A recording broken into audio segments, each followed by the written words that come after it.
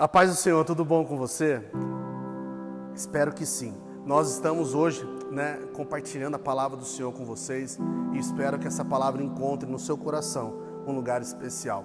A palavra que eu quero compartilhar com vocês se encontra no Evangelho de São Lucas, no capítulo 10, a partir do verso 38. Eu acredito que seja uma palavra bem conhecida. Indo eles de caminho, entrou Jesus num povoado, e certa mulher chamada Marta hospedou na sua casa. Tinha ela uma irmã chamada Maria, e esta quedava-se assentada aos pés do Senhor a ouvir-lhe os ensinamentos. Marta agitava-se de um lado para o outro, ocupada em muitos serviços. Então se aproximou de Jesus e disse: Senhor, não te importa que minha irmã me tenha deixado que eu fique a servir sozinha? Ordena-lhe, pois, que venha ajudar-me. Respondeu-lhe o Senhor: Marta, Marta, andas inquieta e te preocupas com muitas coisas. Entretanto, pouco é necessário, ou mesmo uma só coisa. Maria, pois, escolheu a boa parte, e esta não lhe será tirada. Eu amo esse texto. Esse texto ele apresenta para a gente algumas verdades que eu quero que você entenda. E muitas vezes nós confundimos muitas coisas. Olha que interessante, Nós temos aqui duas irmãs que recebem o Senhor em sua casa. Você imagina o privilégio? Uma foca em sentar e ouvir Jesus, e outra foca em fazer os afazeres, coisa natural e normal. Mas uma coisa chama atenção: essa moça que estava fazendo os afazeres, ela se revolta. Ela chega no meio de uma reunião, no meio dos ensinamentos do Senhor, ela interrompe e fala: Jesus, não te incomoda isso não? Para você é normal isso? Olha a forma como ela fala com Cristo. Isso me chama muita atenção. E outra coisa que me chama demais a atenção é justamente ela dando uma ordem para Jesus. Olha, ordena-lhe, Jesus, fala para ela que ela tem que servir. E eu vejo justamente uma pessoa que estava ali servindo a Jesus, uma pessoa que estava ali se aplicando, voltando a sua vida para Jesus. Ela estava desesperada. E eu quero trabalhar um pouco com você sobre isso hoje. Quando nós confundimos algumas coisas, fica mais difícil servir ao Senhor. Quando nós confundimos alguns detalhes, nós começamos a entender que a ordem dos fatores fazem toda a diferença. A primeira confusão que eu vejo nesse texto, e eu quero compartilhar com você, é que você não pode confundir atividade com intimidade. Nós vemos aqui Marta trabalhando como ninguém. Você imagina você receber na sua casa um hóspede tão famoso, um hóspede tão importante, um hóspede tão maravilhoso como o próprio Senhor Jesus. Eu fico imaginando, nós estaríamos redobrando o trabalho para servir da melhor forma. Nós estaríamos buscando todos os recursos, a melhor comida, a limpar tudo da melhor maneira, porque o mestre via sobre a nossa casa. Isso é natural. Mas Marta, ela faz uma confusão na sua mente. Ela pensa que servir é mais importante do que ter intimidade.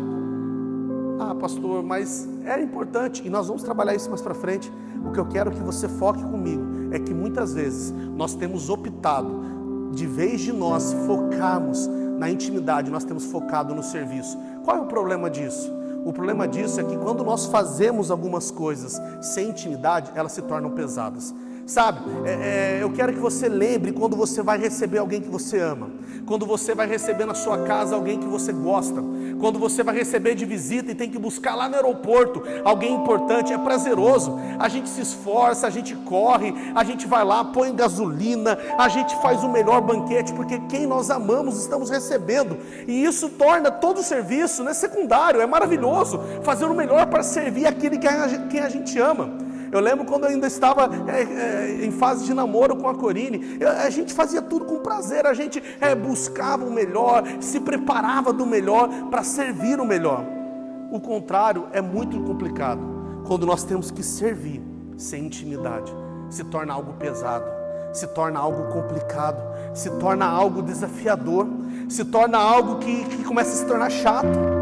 A gente começa a servir e ficar emburrado, a gente começa a prestar atenção nos detalhes e falar: meu Deus, isso não está certo, olha só, eu trabalho mais que aquele, eu trabalho mais que esse. E quando não há intimidade, o serviço se torna um peso. Quando não há intimidade, o servir, o fazer, vai se tornando algo horrível.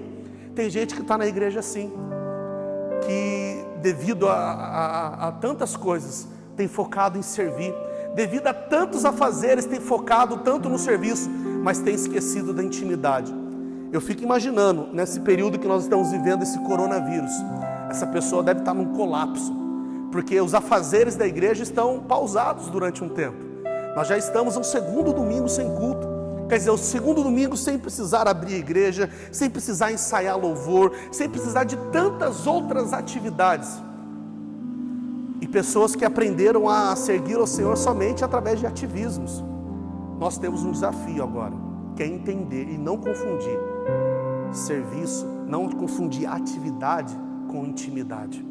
Ali Marta, ela tinha confundido, ela achava que primeiro tinha que fazer, para depois estar. Eu lembro muito bem de uma experiência que o bispo Simvaldo compartilhou conosco num evento que nós tivemos lá em São Paulo.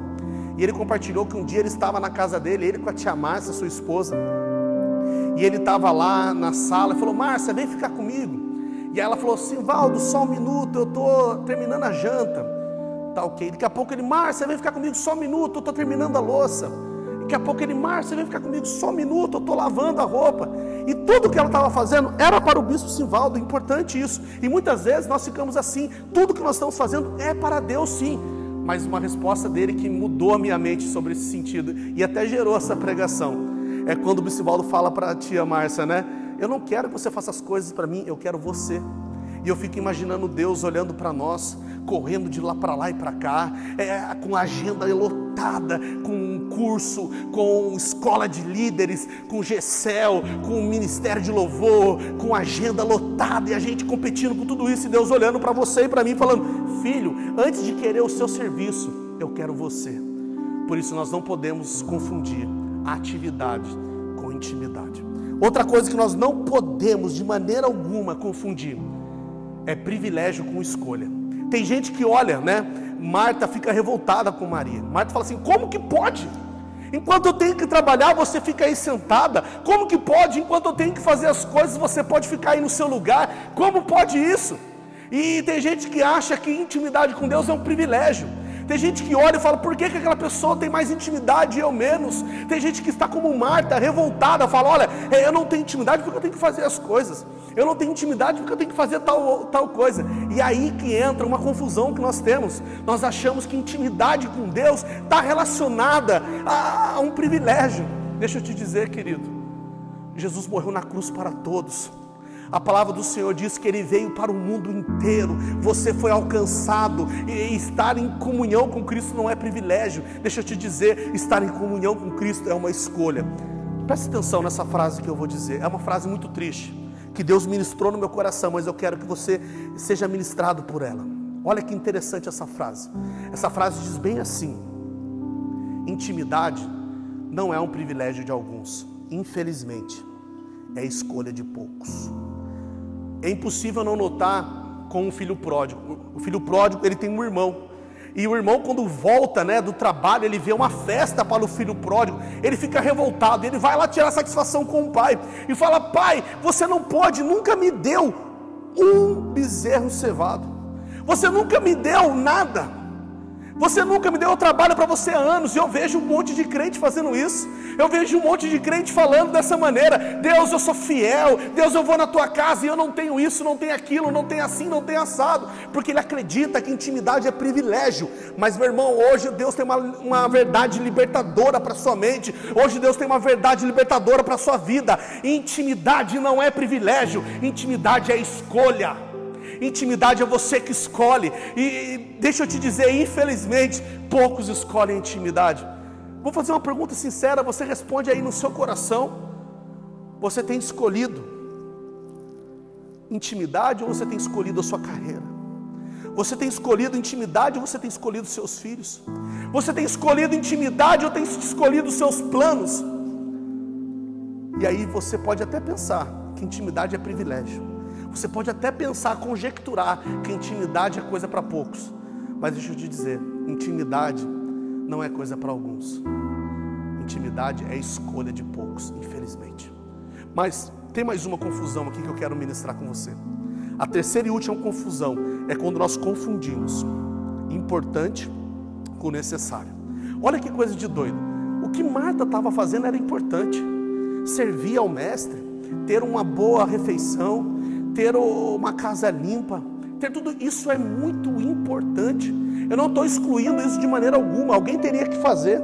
Mas quando nós confundimos, nós vemos que tem pessoas que cometem a mesma falha.